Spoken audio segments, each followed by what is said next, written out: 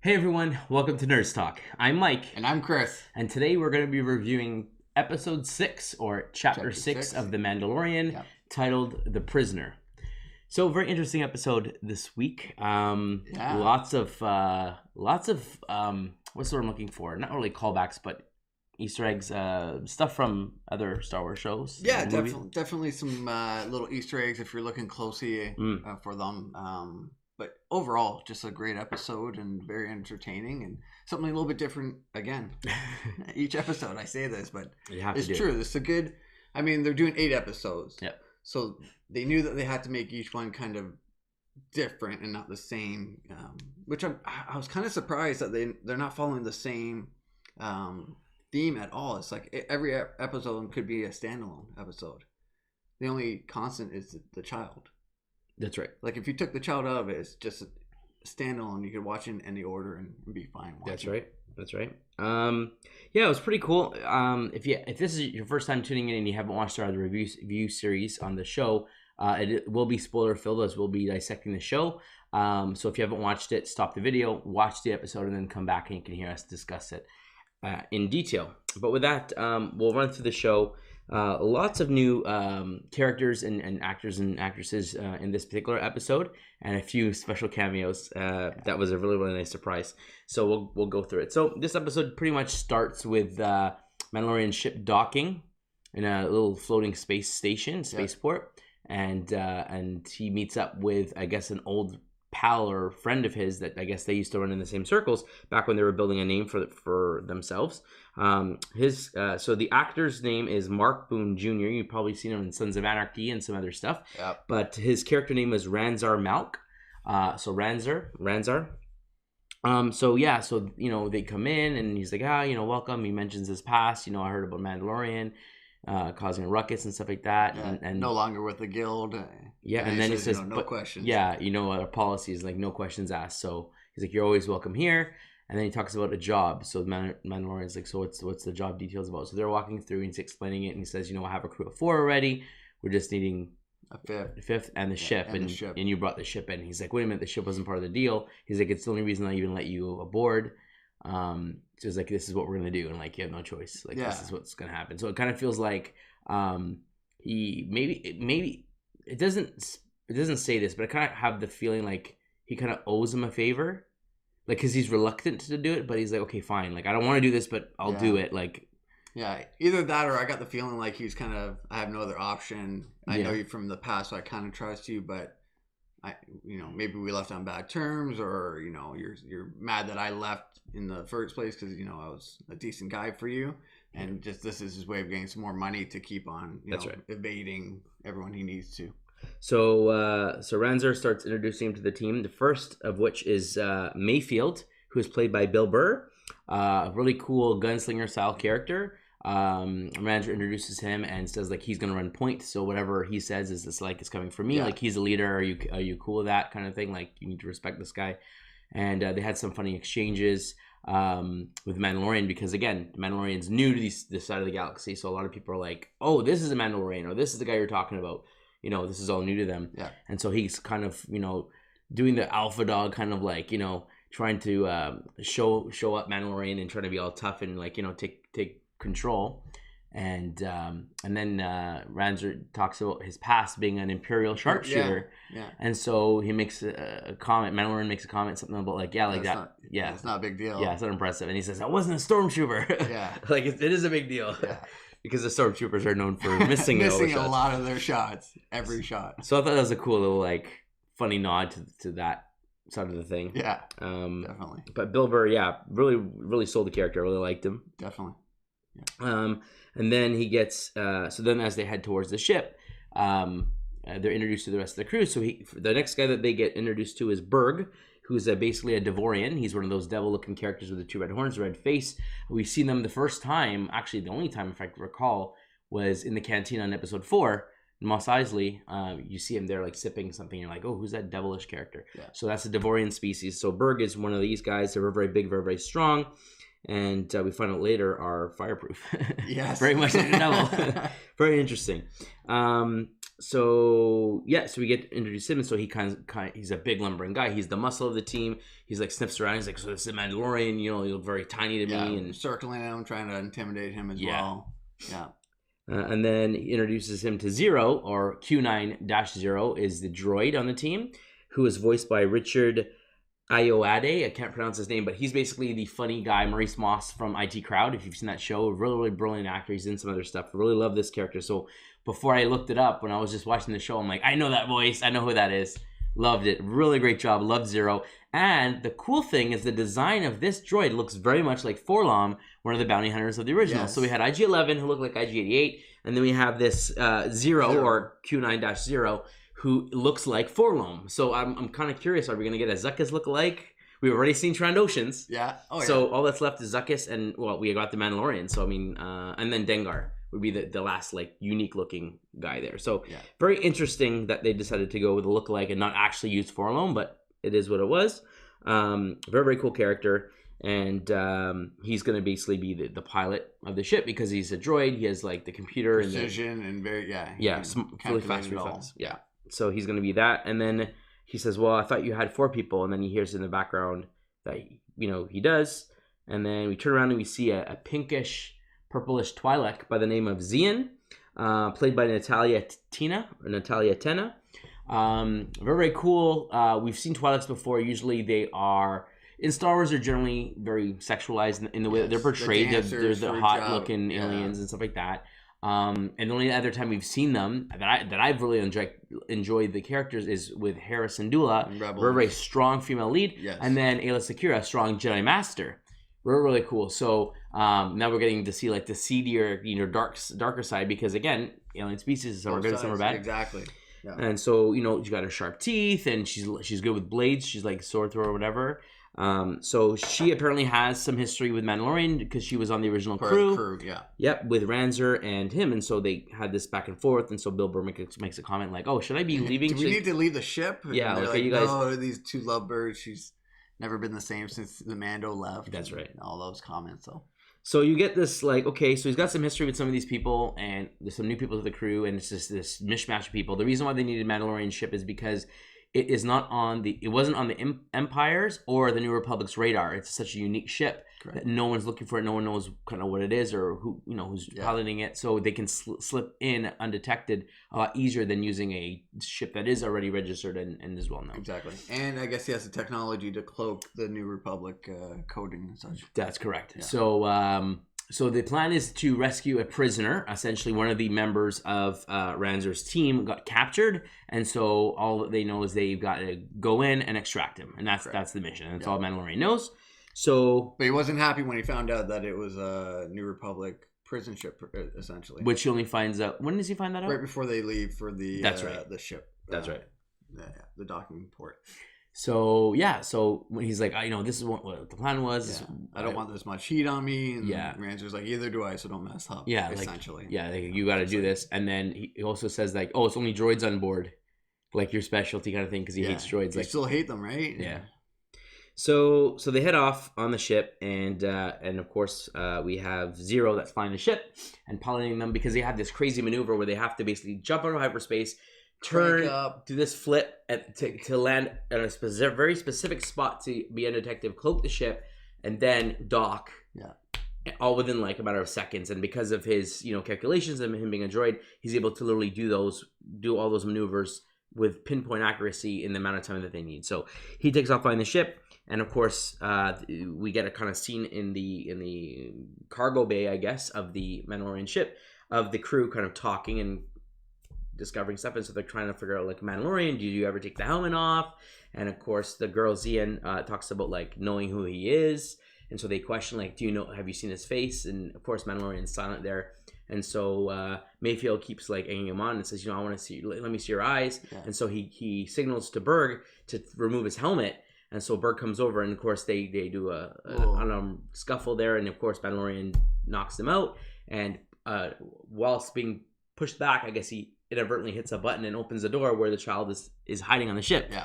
So this is the first time you see the child, and it's funny because up to this point I forgot about the child because this whole mission I didn't even realize. I'm like, oh yeah, the child's on the ship. So I started getting nervous because these creepy guys are there. They're like, what is this? What's this about? And of course they're poking and prodding, and Mayfield grabs the kid and is like, "Oh, what is it? A pet? A pet, yeah. Maybe I'll take it." And it just bugged me. Like, I don't trust these guys. These are like scumbags. Or he even pretends to drop on. Yeah. And like they're just really poking Mandalorian to get under his skin and under his helmet. Absolutely. So then we hear Zero like, "Okay, we're coming out of hyperspace. Boom. We're doing the maneuver. Boom. We're cloaking." And literally within seconds. And so they're flying over the ship because they didn't get any forewarning. Yeah. And so after a few words from Xi'an and stuff yelling at the droid, they dock perfectly. Now Mandalorian's job is to hack and open up the port, I guess, for them to be able to get inside. The airlock door, I guess. Yeah. So he does that, and so Mayfield is the first one that has to go in first. He goes in, followed by Xi'an and then Berg, and then of course Mandalorian jumps in last. And so they've got to now on a mission. So Zero is up there, and he's hacked into the security cameras. He's disabled them so they can't see, but he's got these wireless trackers on all of them to see where they are, so he can direct them. And so it's a really cool character of like what he's doing. Yes, for the team, definitely. So he's there, he's telling them where to go, and so they're running to the halls, whatnot, and then of course they stumble across a mouse droid, and so Berg decides to like play with it and like, "Oh, come on, little mousey, come here," and of course the mouse tries to get away, so he blows it up, and the sound alerts some of the local security droids, and they come, and then there's a shootout in the area. Just as the droids come along, Mandalorian takes off. And so, unbeknownst to the rest of the crew, they're fighting. They're looking over, kind of like, "Where is he? Oh, what good is he for?" Yeah. And then, all of a sudden, while they're all pinned down, he appears behind all the droids and just has this awesome scene where he just takes 4 of them on, cuts the leg out from one, grappling hooks another, shoots. Yeah, then 2 more come. He flamethrowers one, and he wraps the rope around the head and rips the head off another. Just really, really cool moments. Definitely. Really, really cool moments. And so, during this fight scene, Mayfield signals to the guys not to help him and to kind of like, let's see what happens. Yeah. Lets him kind of deal with it on his own. And of course, he survives, and they're impressed. But they keep giving each other glances. And it was at this point, I thought, okay, something's not right. Like, these guys are going to betray him. Something's not going to go right here. Well, I noticed after they landed and the Mandalorian was working on getting through the docking door that they were kind of talking and giving looks and like, yes, we're going to kind of backstab. So I was a little suspicious of them right off the hop as soon as they landed. Yeah. So, but after that battle, it's like, okay, you know that they're going to do something. Absolutely. Now, and as they're coming down the halls, there are some prisoners. There's like a humanoid one. And then there's this one with 4 arms that looks exactly like Rio from the Solo movie. Yeah. Same alien species. Yeah. I'm like, oh, that's so cool. And even the coloring, because you could have just been a different color, but it looks almost like, I mean, it's not Rio. Rio's dead. Yeah. He has a little bit like scruffy. A green, like a bluish kind of tinge to him. So I'm like, oh, that's cool. Again, nice. Looked like they had an Imperial officer as well in one of them. Was it? I saw a face and I saw like a monster. I didn't really like notice the clothing. It could have been, but like they had these different people there, and I thought that was cool. Again, call back to Solo. They did Clone Wars callbacks. They did all this stuff like the Devorian and the Twi'lek and stuff like that. So it was really awesome how they're like connecting everything, and Forlom obviously that look like. So they ask Zero to like direct us, like, where do we got to go to the control room? So he directs them there. He says, but guys, before you open the door, there's a life force, there's a presence there, a heat signature. Yeah. And so he's like, I don't care, open the door. He opens the door, and sure enough, there's a New Republic officer which looks exactly like a Rebel trooper from episode 4 with a big egg kind of looking helmets and everything, and a little bit I think a darker blue suit now. Yeah. It was interesting to see that little callback as well, and then for them not to even listen to, there's a life force signal there, like exactly. Just, okay, we're like, we don't care. This is our job. So the character's name, the New Republic guy's name is Devon. He's played by Matt Lanter, and so they have an altercation. So he has got his gun drawn, so they all pull their guns on him, and then he, so I guess Mayfield kind of goes to figure out what cell the prisoner's in that they're looking for. Yeah. And while he's doing that, Devon pulls out this beak, this little looks like a walkie-talkie, but essentially it's this tracker that allows them to, when he pushes the button, it's going to send out a tracking beacon that all the New Republic's going to arrive and just destroy anyone that's there. So, do you know that actor who's playing the... He looks very familiar, but I couldn't remember. He's the voice of Anakin Skywalker in Clone Wars. That makes sense. Yeah. That makes sense. So they're bringing little, actors back, voices, everything like that. So I thought that was a nice little Easter egg that they had him play a character in this new series. Yeah. And when he was Anakin Skywalker before. Yeah. So it's great. Like, just cool. It's just filled with like, what the fans want, Star Wars just sprinkled in. So like the hardcore fans will pick up on this stuff, and those who aren't, it still is a great experience. Yeah. Regardless. As soon as I saw the name, I was like, I recognize that name, and then I was like, yes, Anakin. Really, really cool decisions that they made. So, so he's there. So he's got the tracker, and so they're all like having the guns up. And so Mandalorian puts his gun away. He's like, "You guys put the guns down. You know, we're not after you. We just want the prisoner. If you just let us go into business, we won't kill you." And Mayfield doesn't like that, so he says, "No, you know, like hell, like forget that." So he pulls out his guns, and so now Mandalorian has a gun to him. And then they're all yelling at each other, and then what's his name? Berg comes up, so he pulls out like his flamethrower. Yeah, so it's like a Mexican standoff. And it's all like, everyone's got guns to each other. And then of course Xi'an's like in the corner there and gets fed up with all the yelling, so she just throws a knife and kills Devon. And as he falls, he pushes the button. Yeah. And alerts. Activates the tracker. Beat. Yeah. So they're all talking about what went down, and then of course they realize that it's on.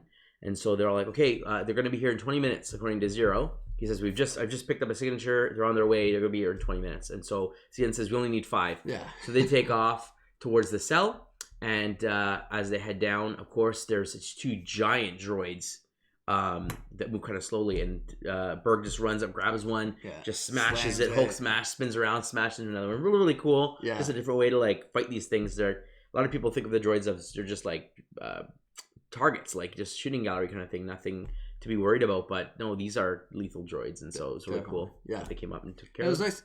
They're different. Like each droid in the ship is different than what we've seen in the past, with the exception of the mouse droid. Yeah, exactly. But like every episode kind of has different, characters and creatures and bots, which is really nice. It's really expanding the Star Wars universe, which I'm really enjoying about this show. And again, this is the New Republic, so this is First Order isn't there yet, but so it's after the Empire, between the First Order. So there's going to be a shift. Wide open, yeah. So that's cool. So they're there.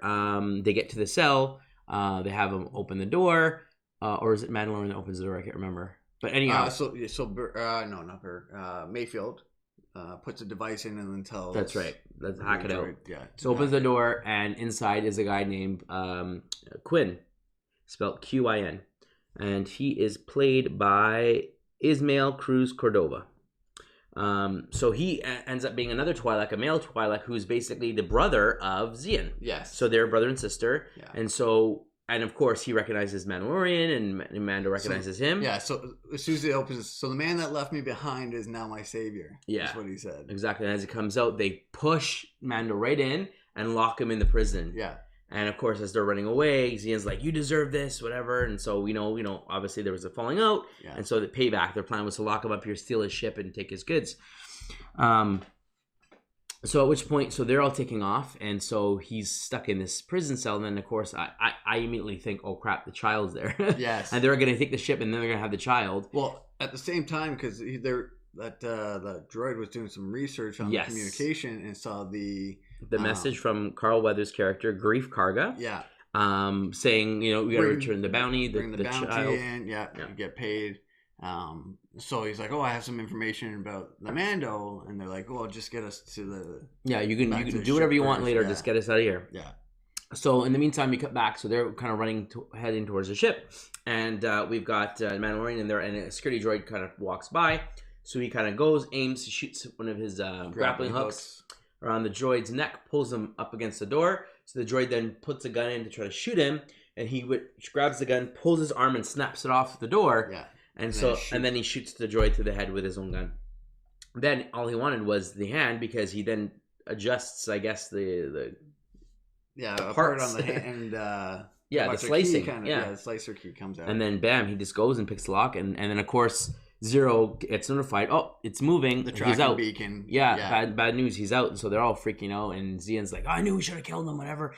And so then he heads off right to the control room, and then because he knows Zero's hacked in, he basically blocks him out. He takes control. Yeah. He shutting down all the communications down, the lights, and everything. So Zero's blind. Zero can't talk to them anymore. Yeah. He starts locking the doors, and then he shuts off the lights, and it's like boom. Now it's like Hunt, Predator style. That's the first thing I thought. Okay, so I had cool. 3 things I thought. So with Burr, I thought Hellboy for a little bit there. Mm.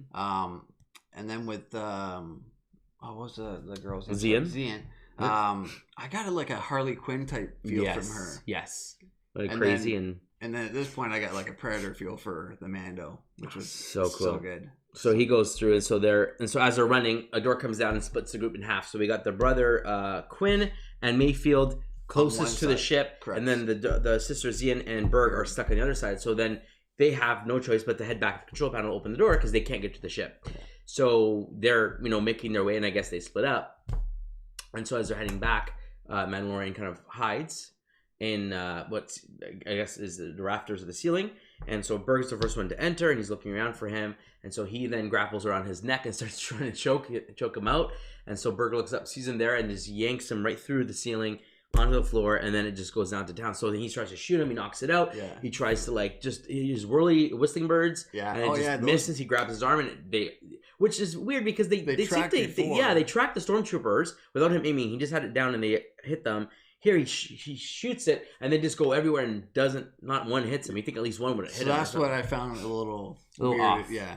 But it was. He's basically showing he's trying to use all his tricks and it's not working. He then pulls out his flamethrower and burns his face. But we find out that the Devoreans are immune to fire. Yeah. They're fireproof. I guess that's part of their devilish alien skin or whatnot. Yeah. And I believe their planet is a very hot one, so they must have some resistance to that. So of course he laughs it off, and they start fighting. And then what happens? Oh, he I guess kicks or knocks him back towards the door. And then hits a button. Throws a knife, hits the button. Yes, and to drop it. Just like the Rancor. So he gets crushed. And so we're like, oh, just like the Rancor. But nope, he then stands up and starts lifting the door because this guy's a beast. And as he does, he starts laughing. And so then he hits another one, and then another set of doors comes. Yeah. And so he's stuck. He's done. Yeah, he's done. So he's there. And then, of course, Xi'an is like, I guess, realizes or something. I don't know. She kind of like yells, whatever. So she's, I guess, she heard some commotion. Yeah, so she's like going towards trying to figure out what's going on. Yeah. And so, he ends up appearing behind her. And so she, I guess, smells him or whatever because she realizes. And then she starts just throwing her knives so fast like a ninja. It was so cool and just so pinpoint accurate. And of course, one gets stuck just between the shoulder armor and I guess the chest and shoulder. Yeah. Gets stuck there. All the rest he's deflecting. He's deflecting and blocking and moving. He gets close. She lunges. He dodges, grabs the thing out of his shoulder, and then puts it right to her neck. So she's subdued. Yeah. And so we assume that she's dead. Yeah. I don't even remember if she ended up letting a scream when it cut. I can't remember. No, it was just quiet. Like you could see the knife at her throat. And then we go over, and then so now we see Mayfield and Quinn, and they have a conversation. He says, "I'll give you I'll give you triple what your share if you can get me out of here." And he's like, "You better be good for it." And he's like, "Of course I will." And then they come across the droids. He makes a comment about the Mandalorian not liking droids. They kind of get through. And I guess they kind of separate as they kind of head towards where they gotta go. What about your sister? He goes, what about her? That's right. Like, I don't care as long as I get home. Like that's all that matters to me. Yeah, he cares about himself the most. Yeah. So then we got this cool scene of which I didn't mention this. So Mayfield has like 2 guns here, 2 guns in his back pocket, and then he's got this backpack gun that's like robotic arm that shoots. Really cool. Yeah. Like you didn't expect something like that, and it's really awesome. So he's there with his 2 guns. He's got the sturdy gun over his shoulder. It's really cool looking. He's all scared. He's walking down, and of course the lights are flickering on and flickering off. And every second flicker, the Mandalorian is behind him. Then it flickers and he's gone, and then he's closer, and then he turns around, and then he's behind him. I'm like, that's so cool. I love that part. And so he realizes it, and he turns and he like screams or something, and then it cuts. Yeah. So Mandalorian's got him, and so Quinn hears the scream, and so kind of makes it towards the ladder, and he's like looking around. Grabs the ladder, and then you hear the Mandalorian say, like, Quinn. Yeah. And so he stops, he comes down, and they have a confrontation. And he's like, listen, he throws away his gun. He's like, you have a mission. This is your job, is to bring me in. You won't get paid if you don't bring me in. You're a man of honor. It's part of your like code or whatever. So he like gives him his handcuffs to like bring me in. And I think he even mentions about like, I'll make sure you get paid. Get paid well and all that kind of stuff. So Mandalorian kind of looks at him, and then we cut back to the ship. So while this is all happening, and I say 4-alarm. When Zero realizes he lost communication, he hears a little noise, and behind him is little baby Abby there at the door. And so he looks at him, he says, curious. And then he goes and grabs his gun, and then he's gone. He's gone. So then now, during this commotion, he's going to the ship. He's looking for baby Abby. He opens the weapons cache. He's not there. We see that he's hiding behind some crates, the little guy. And so, as Zero's approaching, I guess he uses the Force or something. He makes some noise to kind of distract him, and then he sneaks out and gets back into his little room. Yeah. So at this point, right after Quinn and Mando have the altercation, it cuts back to the ship, and Zero is heading towards that door, and he hits the button, opens the door, and he sees him there. And so Abby's just looking at him, And then he closes his eyes and starts to use the Force. And I'm like, no way. Is he going to like crumple? He's going to destroy him. And so while this is happening, Zero just picks up his gun. You hear that about the fire. And then as as Baby Yoda closes his eyes, bam, an explosion happens on the droid. And then he looks up. And then he looks at his hands like, did I do that? Whoops. I was like, no way. And then as Zero falls over, it's actually Mandalorian who shot him in the back of the head or something. It's so cool. I thought that was like, he did it. And even he was shocked. He's like, did I do that? Wait, what did I do? So cool. So cool. So Mando makes it back, basically took everyone out. He has Quinn in cuffs. And so they head off back to the spaceport. Yeah. So they arrive. And so they kind of head out, open the door, and he lets Quinn out first. And Ranzar's there. And so he's standing in the doorway, and Ranzar's like, where's the rest of them? And he gives him the line, no questions asked. Remember, like, as per the code, he's like, you're right, no questions asked. He gives him, here's your money. And so he does that. And so he kind of walks back, shuts the door, and starts taking off. And so Quinn kind of looks at him, and Ranzar hits some buttons and says, like, kill him or something. And then this, I guess, drone-style ship, because I didn't see a pilot in it. Yeah, it's like a fighter drone. Yeah, they call it a gunship. Yeah. But anyway, it starts rising, and so they're all laughing like, oh, we're going to take him out. Because I guess they all had it in for him. Ranzar wanted him dead for whatever reason. So as they're taking off, the ship comes out, and then Quinn hears some beeping, and he looks over at his belt, and the rebel tracker is on him. So Mando planted it on him. Yeah. And so Ranzar grabs it, and he's like, what is that? He's like, oh, man, like, I can't remember the line he used. He betrayed us, or I can't remember. He said something along those lines. And, of course, the tracker then, we see it pop out of hyperspace, 3 X-Wings. Just as Mandalorian, like, flies by. And, of course, they don't care. He's just a neutral ship for all they care. Yeah. And they head on. And so we get a face pop up. The character's name is Trapper Wolf. And he says, we're getting a strong read on that beacon. And it is played by none other than Dave Filoni. That's right. I guess call him Papa Star Wars at this point, because George Lucas said of the scene. But yeah, man, I loved when I saw his face. I was like, wow, he actually got into the show. Of course, with the show that he loves. Wolf as his tag, because he loves wolves. Yeah. And he's fighting. He's the leader of this crew of 3 people. And then there's this character to the right of him. And I can't remember the name. The pilot. It was Jib something or other. I can't remember the character's name. And then, of course, there's a female pilot as well. I think won't be able to find it. Jib Dodger. Yeah. Was one. Yep. Jib Dodger. And then the female, Deborah Chow, Sash Ketter. Oh, there we go. Yeah, that was the last one. So they're there, and they're making comments about the tracker, and they're like, oh, look, they're setting Dave Filoni says, oh, look, they're setting a gunship at us. Like, oh, that's funny. Yeah. And so they just take shots, and they just destroy the gunship, destroy the hangar, and just basically start blowing up the spaceport. So they're all dead. We would presume that those guys are all dead. Yeah. And Mandalorian makes off, and so we kind of cut to the inside of the ship as he flies off to hyperspace. He is there with little baby Abby, and he makes a comment to him. I told you it wasn't a good idea, or something like that, right? Yeah. He's unscrewing the ball and gives it to him. Gives it to him, and he makes a little noise like he wants. It's so cute. I'm like, oh, this is so awesome. Just every time they have him, just the way his mannerisms are, the sounds he makes. The little coos and the baby sounds. It's so adorable. And then the relationship, it's like Mando's really like taking to him like, this is my kid kind of thing. It's so cool. Yeah. Loving it. And of course, he's off and it cuts to black. So, well, actually, no. That's right. They go back to the New Republic prison. Yeah. And we see that all the guys, the 3 guys, Mayfield, Berg, and Xi'an, are all in one cell. Are all in the cell, alive. Yeah, and the Devorean, his horns were cut off. So I guess when the door came, it had chipped his horns because he was grabbing his horns. And I'm like, oh wow, yeah, that's crazy. So it was great to see. I guess he's changed his way because they made comments about his old jobs where he did what he had to do, but target practice. Yeah, and she's like, oh, you enjoyed what you did and everything. So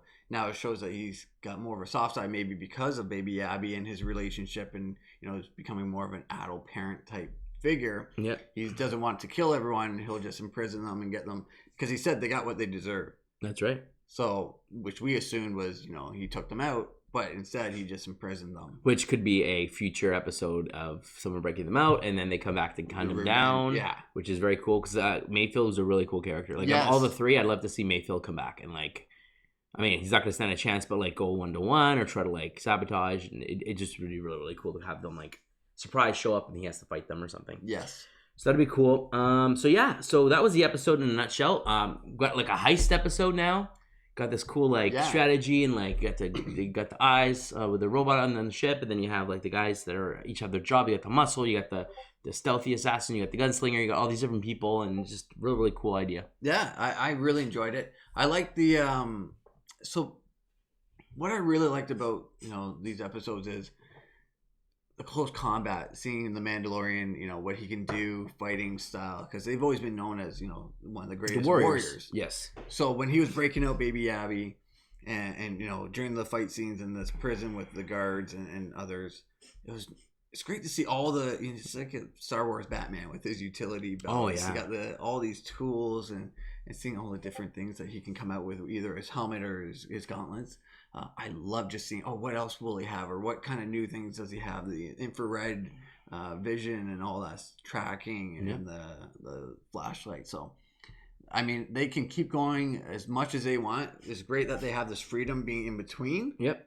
So I'm just looking forward to each episode, seeing what else they're doing, and each episode seems to be brand new material. Absolutely. And so we only got 2 episodes left for the show.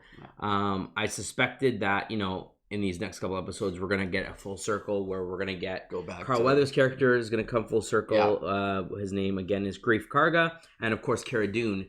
The fact that they're on the poster, they've got to make some more appearances. So I assume that they're going to be coming up in the next episode or 2.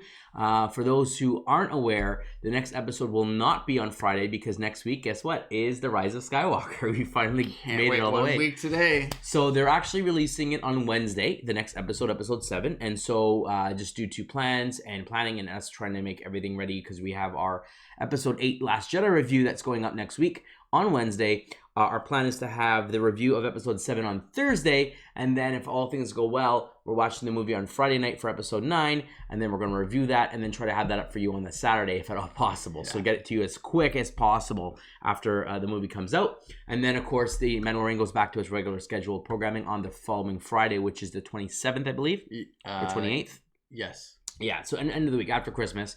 So that episode we will try to get up to you as well on Friday or Saturday morning. And then that's it. That's the end of this first season.